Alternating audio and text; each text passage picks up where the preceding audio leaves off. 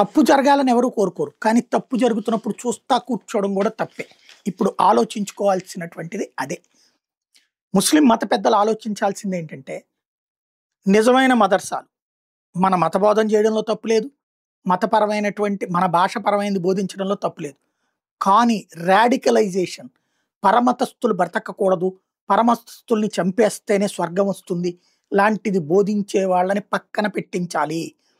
అట్లాగే అసలు అనుమతి లేనటువంటి మదర్సాలు, కేవలం రాడికలైజేషన్ కోసం మాత్రమే ఉంటున్నటువంటి మతాలు, ఈవెన్ మన మిత్రులలో, మన బంధువులలోనైనా సరే, ఎదుటి మన మతం కాని వాడిని చంపేయాలి, మన మతం కాని వాళ్ళందరూ కూడా అజ్ఞానులు అనేటటువంటి మాట మాట్లాడే వాళ్ళని ఖండించాలా?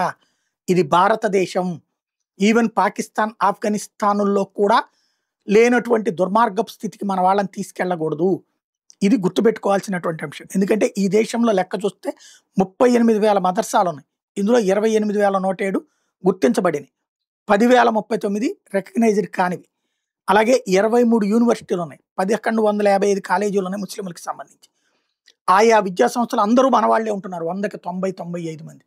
అట్లాంటప్పుడు అక్కడ వాళ్ళని చెడగొట్టేటటువంటి చీడ పురుగులు, లైక్ డాక్టర్ అదీల్ లాంటి వాడు, లేకపోతే డాక్టర్ ఉమర్ లాంటి వాడు, డాక్టర్ షహీనా లాంటిది ఉంటే తొలి దశలోనే కంట్రోల్ చేయాలి.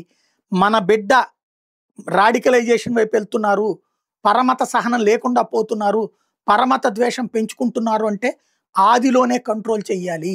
ఇది సీరియస్గా ఆలోచించాలి.